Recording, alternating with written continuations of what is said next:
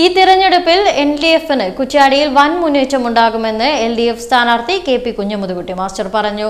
Vadakara press club സംഘടിപ്പിച്ച meet the candidate പരിപാടിയിൽ സംസാരിക്കുകയായിരുന്നു കുഞ്ഞമുതുകുട്ടി മാസ്റ്റർ. 5 വർഷക്കാലം മണ്ഡലത്തിൽ സമാനതകളില്ലാത്ത വികസന പ്രവർത്തനങ്ങളാണ് യാഥാർത്ഥ്യമാക്കിയത്. മുഖ്യമന്ത്രിയുടെ ദുരിതാശ്വാസ നിധിയിൽ നിന്നും 7.5 കോടി രൂപ മണ്ഡലത്തിൽ വിതരണം ചെയ്തു. മണ്ഡലത്തിലെ 90% റോഡുകൾ ആധുനിക നിലവാരത്തിൽ ഉയർത്തുകയും ചില റോഡുകളുടെ നിർമ്മാണം നടക്കുകയുമാണ്. MLA എന്ന നിലയിൽ കുറ്റ്യാടി ബൈപ്പാസ് വികസനമാണ് സബ്മിഷനായി ഉന്നയിച്ചത്. 7 വർഷം കൊണ്ട് പൂർത്തീകരിക്കേണ്ടതായിരുന്ന പദ്ധതി അലൈൻമെന്റിൽ മാറ്റം വരുത്തിയതിനാൽ നീണ്ടുപോകുകയായിരുന്നു. റോഡിന്റെ അലൈൻമെന്റിൽ മാറ്റം വരുത്തിയത് ബിസിനസ് താൽപര്യമായിരുന്നു. കൃത്യമായ ഇടപെടലിലൂടെ വികസനം യാഥാർത്ഥ്യമാക്കി. കുറ്റ്യാടി താലൂക്ക് ആശുപത്രിയുടെ വികസനത്തിന് 25.8 കോടി രൂപയാണ് അനുവദിച്ചത്. പ്രവൃത്തി പുരോഗമിക്കുകയാണ്. ഈ സന്ദർശന വേളയിലെല്ലാം മനസ്സിലാക്കാൻ കഴിഞ്ഞ് ഭരണവിരുദ്ധ വികാരം എന്നൊന്നില്ല.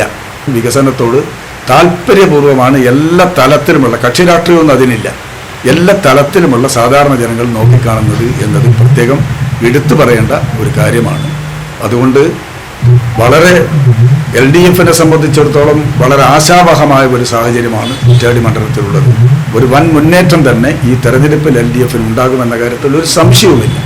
ആ രൂപത്തിൽ നിങ്ങളെല്ലാം മണ്ഡലത്തിൽ നിരീക്ഷിക്കുന്നവരാണ്. നിങ്ങൾ പരിശോധിച്ചു കഴിഞ്ഞാൽ നിങ്ങൾക്കെല്ലാം അത് ബോധ്യമാകുന്ന കാര്യവുമാണ്. അതുകൊണ്ട് അത്യുജ്വലമായ വിജയം കുറ്റ്യാടി മണ്ഡലത്തിൽ ഇത്തവണ നേടാൻ കഴിയും. യാതൊരു സംശയവും അക്കാര്യത്തിൽ ഇല്ല. രണ്ട് പ്രശ്നങ്ങളും പരിഗണിക്കും. വികസന കാര്യം വരുമ്പോൾ എല്ലാ വിഭാഗം ജനങ്ങളും ഒറ്റക്കെട്ടായി നിൽക്കുന്നു, ആഭിമുഖ്യം പ്രകടിപ്പിക്കുന്നു എന്നതാണ് പ്രത്യേകത. എന്നാൽ അതുകൊണ്ട് രാഷ്ട്രീയ അപ്രസക്തമാണെന്ന് അർത്ഥമില്ല. രാഷ്ട്രീയ കാര്യത്തിലും, കാരണം ഈ വികസനം വന്നത് തന്നെ ഒരു വികസന രാഷ്ട്രീയത്തിൻ്റെ ഭാഗമായിട്ടാണ്. സംസ്ഥാന സർക്കാരിൻ്റെ വികസന മുന്നേറ്റത്തിൻ്റെ ഭാഗമായിട്ടാണ് കുറ്റ്യാടിയിലും വന്നിട്ടുള്ളത്. അപ്പോൾ സ്വാഭാവികമായിട്ടും രാഷ്ട്രീയം വരുമല്ലോ. വികസനം നൽകാൻ കഴിയുന്ന, നടപ്പിലാക്കാൻ കഴിയുന്ന ഇച്ഛാശക്തിയുള്ള സർക്കാർ വേണം, എങ്കിലേ വികസനം നടക്കൂ, വികസന തുടർച്ചയുണ്ടാകൂ എന്ന വികാരമാണ് പൊതുവിൽ നിൽക്കുന്നത് എന്നാണ് ഞാൻ പറയുന്നത്.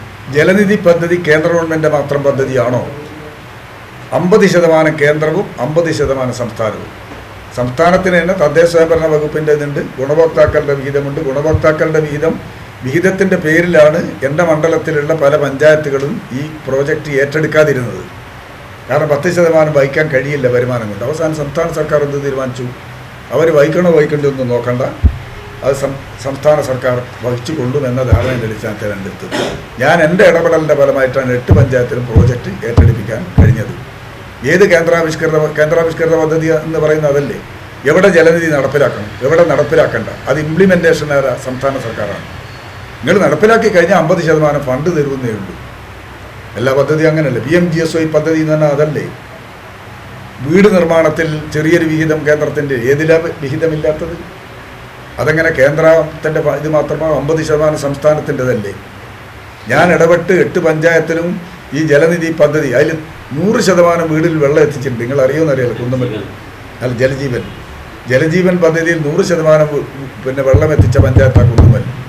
എൻ്റെ പഞ്ചായത്തിൽ 85% കുറ്റ്യാടിയിൽ.